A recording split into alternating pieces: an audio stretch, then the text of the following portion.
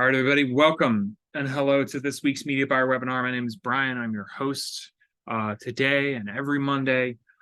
Today, we are going to be reviewing some incredible exclusive data, just as we do every single week, about what's going on in performance marketing, trends, things that we're seeing change and shift across various metrics that we look at every single week. So you can see this week, if you read yesterday's newsletter, that our little bounce has kind of flattened out from what we expected from the previous week. So looking at numbers, it really sucks to see Meta sliding yet again.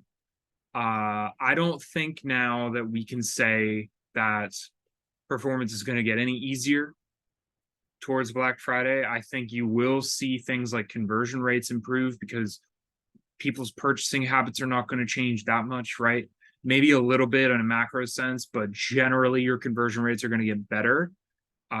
Your AOV is going to get higher, especially if you're running offers that do proper bundling and things like that. But for the most part, I don't think you're going to see cheaper CPMs, cheaper CPCs, or cheaper customer acquisition costs to the end of the year, unless you are doing something really clever, which I hope you are. Generally, everybody's really cramming to kind of make up for what has been a tough year so far for a lot of brands, especially those that have struggled to make the switch, I think, to our new sort of full funnel, very creator-led, very TikTok short-form video-led purchasing cycle, like in our customer funnel. Brands that have struggled to catch up with that are definitely going to be looking to make up their annual targets with a major Q4 push, which is bad news for them and for you, because I don't think that that's fully possible, right? You either end up eating into your margin really horribly, running out of stock, buying too much inventory, whatever it may be, or you end up putting a bunch of budget behind ads that weren't working earlier this year in the first place, which is what we don't want any of you doing. So it's no surprise here to me to see TikTok continue to struggle with performance. There's been a lot of changes over there in terms of the algorithms that they've been doing. So if you see those across auction metrics, the red arrows there for TikTok, they've been making a lot of changes that I think long-term will pay off, but short-term have kind of an impact on our week over week. You'll also notice like red arrows all across Meta this week yet again. That really sucks, but Meta is still the best converting channel that we have outside of Google, right? So I'm not telling you to turn that off. I'm telling you to batten down the hatches and be really vigorous and methodical about how you are running your ad campaigns, what you are prioritizing, and most importantly, I think the thresholds that you're willing to accept for performance, because it's going to be a game of thresholds this year. It's going to be a game of what's the minimum viable performance I can tolerate for my campaigns to achieve the Black Friday, Cyber Monday goals that I have. And if you don't know what that is, either because you haven't calculated it or because you haven't set specific goals for your Black Friday, you really should. If your leadership is telling you, we want to have the best Black Friday possible, I would go back and change that into, we want to have the most profitable Black Friday possible. Getting really clear on what your goals and standards are for what happens this year is going to be critical for, one, managing expectations and protecting your own job, and two, actually driving the company in a direction that's healthy, right? Because I think a lot of people get this guidance of, we need to have the best Q4 possible. What does that mean? Does that mean you're expecting to see more revenue than last year, even at a lower profitability? Does that mean you're expecting to spend less and make more in terms of direct revenue generated by ads? These are the things you've got to get clear on, and it's not going to get easier. If anything, you can look at how YouTube has been performing over the last couple of weeks, where it's continued to slide. TikTok continues to get harder and harder, and I don't think inventory there is going to get any cheaper anytime soon. Performance will get better. I think conversion tactics and conversion measurement will get better, but I don't think CPMs are going to get any cheaper there, especially as the user base continues to grow and advertisers flock to it, especially big budget ones. So just things to keep in mind as we go week over week. Generally, the other things I'm seeing are pretty much normal in line. Not huge swings for everybody here. I know it looks like a lot of red arrows, but if you look, sometimes it's just a couple percentage points. I wish I had like yellow. Maybe I'll introduce yellow as a color for like things that are within 1 to 3% changes, depending on where we're looking, so that you can understand like, a 0.69, 0.47 drop in food and bev is a weekly variability that you should expect, right? This can change from anything. This could be and caused by the weather, or who knows what, right? The Beyonce tour, right, is like rampaging across America, like changing people's spending habits, right? I'm waiting for like some PhD student in some business school to write some study on the impact of the Renaissance tour on like American consumer culture this year. It's really fascinating. But generally, I don't see anything on here that looks like too disastrous of a shift. Nothing we didn't expect. Electronics, you can see, is pretty consistent drop. Beauty, the same. These customers know that discounts are coming, so they're going to hold off, especially the best customers. They know discounts are coming. It's tough to jump online and consider making a large purchase for like a Theragun or a computer or something, or a computer monitor, when you know that in just a month or so Black Friday will be here and those discounts will arrive. So these red arrows are to be expected, and they're not nearly as serious as you think. So I would just check and see how your industry is doing compared to what you see on this chart. Nothing too crazy, in my opinion. Also, nothing too crazy over here in the Google category. I'm not really surprised to see unbranded lose a little bit, but it already had so much budget share, and I think that'll continue to go up as well. So, barring any immediate questions, put them now in the chat while I slow my conversation down here and give you time to respond. Barring any immediate questions on the data that you see here, I would love to introduce today's guest, Andy Donaldson. Andy is the founder and director of Revenue Growth Agency. He's done some amazing work in the past. Andy, thank you so much for jumping on the show with us today. My pleasure. Andy's a big fan of Northbeam, and I think we want to kick off today's call, not just hearing about you, but hearing about how you use Northbeam. So could you tell us and the people in the chat here, what do you do? What kind of clients do you work with, and how do you use Northbeam? Yeah, sure. So we're a digital performance agency. Our primary client target is premium and luxury brands. And that links us nicely into your question there, really, in terms of how we use Northbeam and why it's so important. So first things first is, in the luxury space, one of the challenges is that, and it links into your stats really at the start, one of the challenges has been a reliance, or too heavy a reliance, on promotional activity. So there's been this degradation of average order value over the last sort of 2 or 3 years, certainly since the COVID period. And so one of the challenges that we face now moving into Q4 and Black Friday is to try and keep those clients away from too much aggressive discounting as a source of top line growth at the expense of bottom line loss. So that's the sort of key sort of area that we work in. Northbeam, what does that come in? So to get around the focus on, or a reliance on, discounting, we operate a full funnel strategy for luxury and premium brands, in the sense that we use platforms for different parts of the buyer cycle. So for example, Meta is a great place, visual place, to begin to disrupt.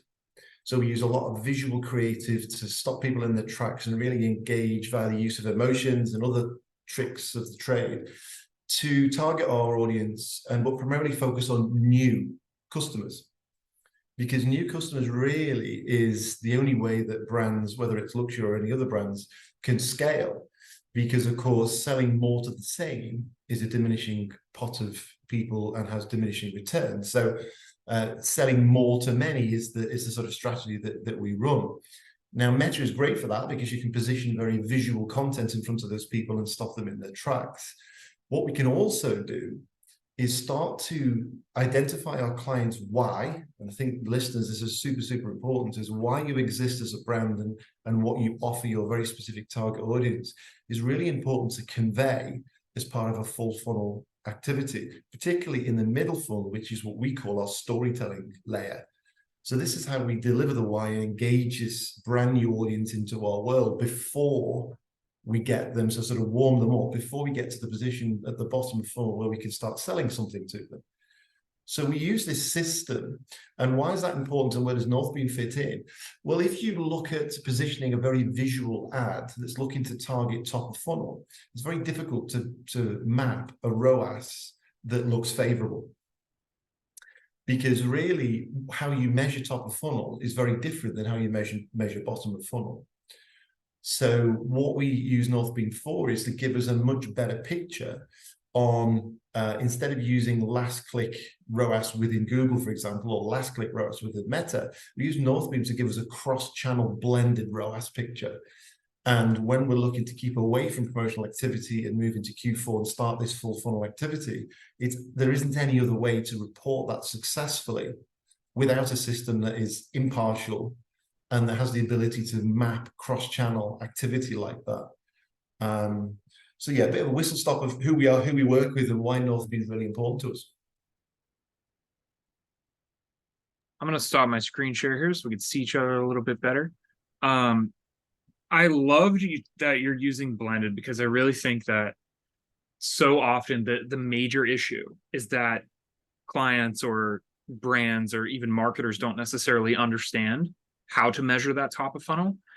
And it's easier for people who maybe have a lower AOV, because like they're selling something that has a shorter consideration cycle. It's $20 product. Like people will buy it on a whim more than they will the kind of stuff you're working with, right? Like luxury products and all of that. So when you're talking about conceptualizing the philosophy behind here's how top and lower funnel work together for luxury brands, like how do you describe that to people who maybe consistently are always like, well, I look and the top of funnel ads, they're not working? How do you conceptualize that blended and why it's important, and how do you explain that to people when you're implementing those tactics? Well, the quick answer to that, first of all, is there's something that needs to happen within the channel, and then there's something that needs to happen within the Northbeam platform. So the first one is the channel. So what we do is we position top of funnel ads at a very specific audience that's relative to that client. So this, again, is focused on new clients. Our middle funnel strategies are 100% retargeting. And what we do is we retarget those that we've added into our upper funnel activity piece. So we're only using prospecting really at the top of funnel. So if you use Meta, for example, we'll have a particular type of disruptive build ad that is prospecting. It's going after a wider audience globally, of course. The retargeting bit in the middle and also the retargeting bit at the end only retarget to people that have entered that funnel. So what we actually do is we can look within Meta or within Google or any other channel and have these 3 separate campaigns listed, but report on them as a funnel ROAS. Okay, so that includes a blend of all 3. Then in the Meta platform, it pulls through directly the campaigns into the system. So if you've labeled them correctly, you can run all sorts of cross-examination reports on if one particular campaign within Meta has converted within this funnel, but also whether it's had an influence on a Google Ads campaign or an organic campaign or an email campaign. And so you can actually pull through much more granular data. But it has to be part of that segment, because what were the biggest mistakes tend to happen is that you tend to have the awareness as a brand to know we have to get in front of new customers. And so let's put some really top of funnel activity out there and see what happens. But of course, what happens is that this middle segment called what we call the messy middle, and I think Google called it the same, and it's not linear. So you put the sort of top line ad out there, and the middle is a sort of journey that crosses 7, 8, 9, 10 different channels. It spans 90 days, 180 days sometimes on some of the more higher value products, like a car purchase or a luxury product, for example. And again, if you don't use a platform like Northbeam, you just look into the mid channel, there's a disconnect between all of the spend up here and what happens down at the bottom. So there's 2 things we need to do. I was looking at a high AOV brand who I won't give away, and it's not Hexclad, because I'm always talking about Hexclad. It's not that. I was looking at a high AOV brand the other day, and I was just digging in to speak to your point about like the messy middle. I think we're all very, as marketers, especially now that we're in this place where we're thinking more about proper full funnel marketing, David Ogilvy kind of stuff. Yeah. That messy middle is so much weirder and stranger than I think anybody can even conceptualize. I was looking at this high AOV brand, and it was they purchased like $150 product. It was one product for $150, and the middle, like I went into Northbeam and I found a specific order, and I called out and I looked at all their touch points that they'd had, And the middle was crazy. It was like they clicked on an ad very early in like February. And then for the following 6 months, they clicked email campaigns. They visited the website over and over. They were engaging with social. They were like clicking other ads, clicking all around the site and then bouncing, coming back through various email campaigns.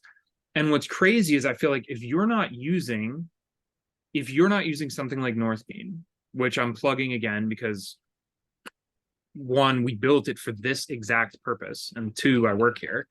But like if you're not using something like Northbeam, all of these various channels that were touched along the way, based on whatever look back window you might have in place, all those channels are going to try and take credit for that conversion.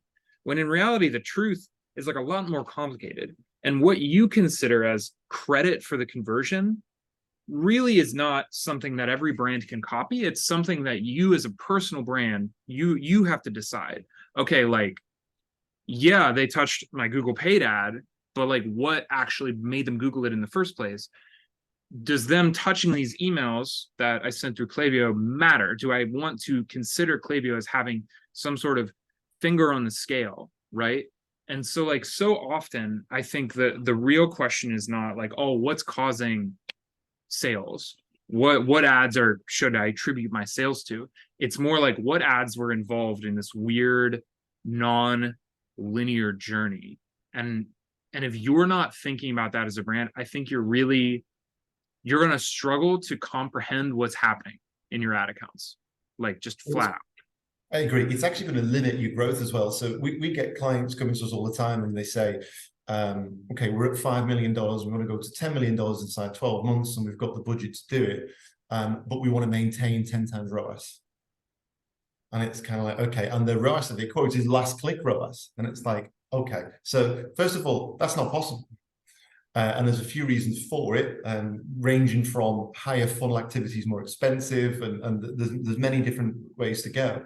But if one of the binding things is that if you set your stall out at 5 times ROAS or 10 times ROAS, whatever it may be, and that's your only metric of measurement, you hit these, what we call these revenue growth ceilings, where it limits how much you can spend versus how much is possible to come back. And so you can't get past that layer. So the boards get frustrated, budgets get cut, and it's kind of a race to the bottom a little bit, really. What Northbeam allows you to do is to open that ceiling up a little bit, spend more money higher up in the funnel. And this is the key thing, really, is it allows you to spend more money further up the funnel, which produces more at the end of the funnel. And therefore, your growth from 5 million to 10 million, as long as the right budget's in place, is much more achievable. And actually, then leads you into a much more detailed question, which is quite difficult to answer with certainly CFOs or CEOs, where why are we now, so we were at 5 million at 5 times ROAS, we're now at 10 million at 4 times ROAS. Why is that? Well, you can't really explain that or even get there if you just look at Meta's 7-day click, 1-day view, or whether you look at any sort of attribution system within Google Ads. Whereas it's a lot easier to answer that question with the different layers of detail that you get within Northbeam. You can kind of just produce a report, email it, call the client and say, look, I'll explain this, and this is what the data is telling you. So I think it's about the opportunity that it opens up to bid differently within Google Ads and challenge the sort of funnels differently within Meta. And that's where scale comes from. And that's ultimately what keeps us away from one of our first points, which is this race to the bottom based on discount. I have met with so many customers now, Northbeam users, and so many brands. And one of the things that I'm hearing you say, and that I hear across them as well, is that there really has to be this understanding. I think it sounds remedial, but there has to be an understanding of like how marketing works. And whether you're an agency or whether you're an in-house person, like trying to sell this up to your own leadership, I consistently see the marketing teams that win the most are the teams that can hear that argument, that, you know, they go, okay, run a discount, we got to sell something. And they go, actually, here's what's happening. I think communication as a marketer, both up and down across your organization, making everyone understand really what's going on, and not just like to hear your presentation and be like, okay, whatever you think, but to actually believe it and implement it and trust it is the biggest challenge that a lot of us as marketers face, and is sometimes the blocker for you getting the clearance to do what you want to do that, to move that budget up and prevent this race to the bottom. What are the kind of stories that you tell or metaphors that you like that you use when you're explaining the need for, like, we need to trust, one, we can actually track the data and do more top of funnel, but what do you say when you talk to people who say things like that? Like, they're like, oh, we want to double our business, and you go, okay, well, you need to run more money farther up where technically tracking is not as good. What sort of things do you say to these people to help kind of get everyone on the same page? Because I think everyone here would benefit from that. I think the first thing is going back to that phrase I've already used, which is scale is from new customers. You can't sell more to the same.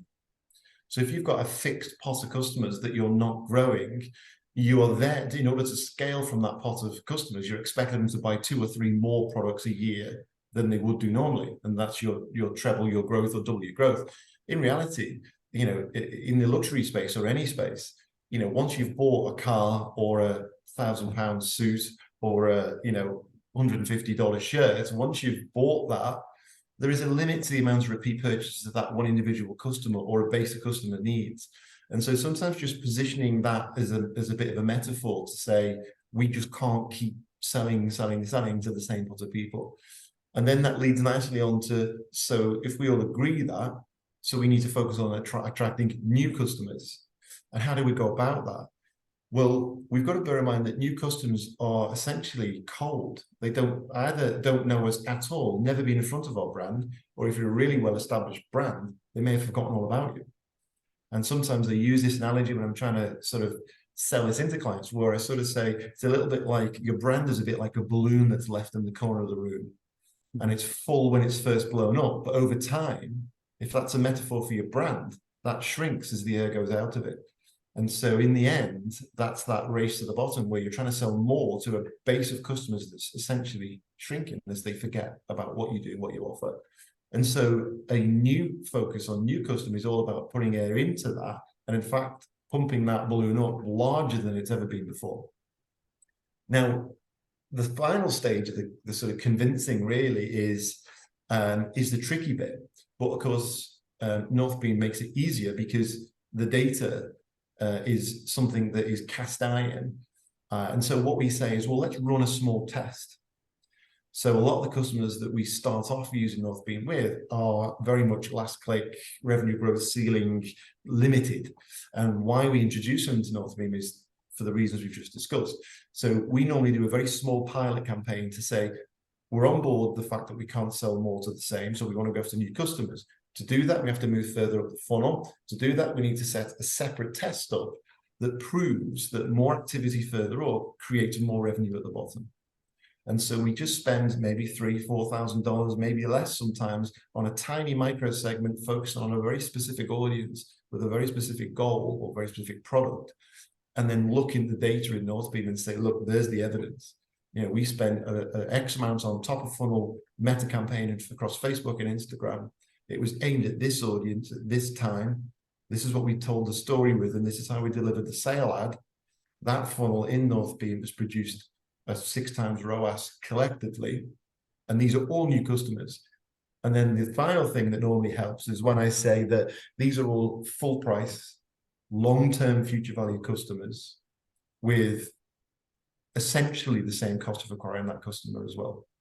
So they haven't been brought on by a discount, because the other challenge that the listeners might be interested in thinking a bit about is that once a discount customer, always a discount customer. So in the luxury retail space, if your average order value is $500 and you offer 50% off on Black Friday and you acquire 1,000 customers, they are forever $250 customers.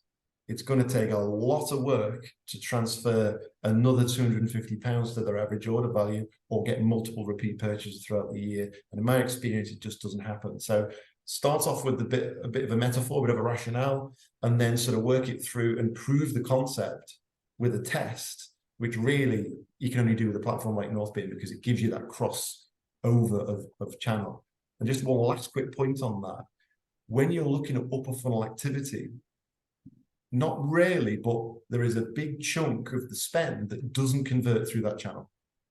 So for example, in Meta, if you have a very, very visual 10-second video that's aimed at sort of stopping new customers in their tracks and engaging them in our brand's why, a lot of the time they'll then go and Google your brand, or they'll go and sign up for a newsletter, or they'll search organically.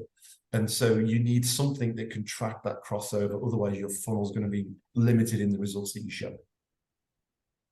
If there's anything that we know is proven, like that I've heard so many people say, it's that discounting is like a poison pill, that like you're making a Faustian bargain here, that like from that point forward, customers are only going to want things discounted, as you said. But like the reasoning for that is because you've opened up like into a new segment of customers that have a kind of a lower upper threshold for what they're willing to spend. So it's not like, I don't know. I rarely ever recommend to anybody to run a deeper discount than they ever have. Like if you're already somewhere, like don't race down, especially if you have a luxury product where like I just loathe discounting. You don't want to become a 60% off brand, like, because then your whole business model has to change to fit that. And unless you're selling something extremely cheap at high volumes, like your whole strategy has to change. And I think it's too easy for marketers and founders to just be like, well, what if we just tried 20%? And then all of a sudden they have their best revenue day of the year. But if you actually look at the profitability of all those customers earned and the lifetime value of all of them, it's like, oh, that was maybe not worth it. We got a little boost. Our ego got a little boost, but like our bottom line, I don't know, Yeah. That's the problem. We had this interesting conversation with a client that sells footwear globally, based in Europe, that sells footwear globally, and they weren't a massive discounting brand, but they had discounting as part of their ongoing strategy. So we came on board 12 months ago and looked at their calendar activity and said, okay, so from now on, we're not doing promotions. And it was kind of a difficult conversation. To be fair, this client is very, very receptive. So I think you have to have a really, really receptive board that's listening exactly to what you're saying and why you're saying it. And so I constructed this sort of sequence of conversations where I explain why, and they got on board, and strangely enough, double revenue in 12 months.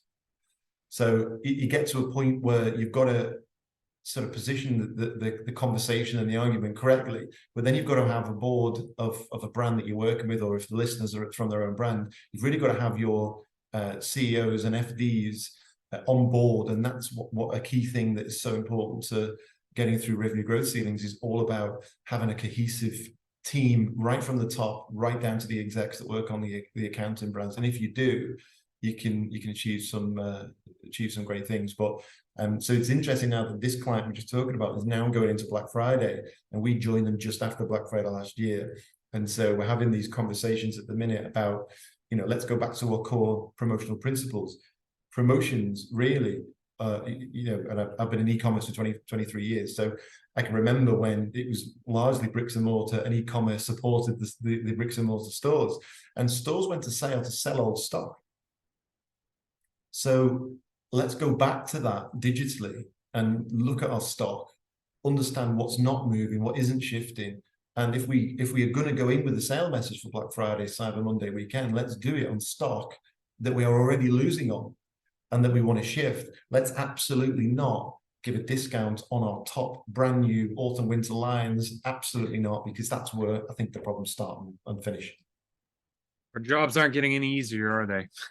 No, I feel like every day I find myself no longer just being a marketer. I have to go and speak to inventory and ops.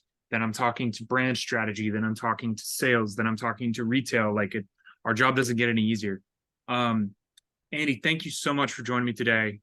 Fantastic conversation, and our people really enjoy it. What is the best way to get a hold of you if people want to reach out?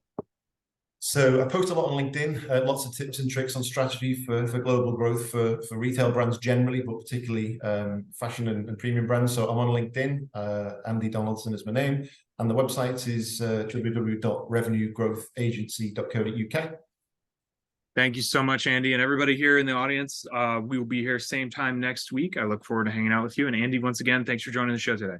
My pleasure, Ryan. Take care. Thanks. See you.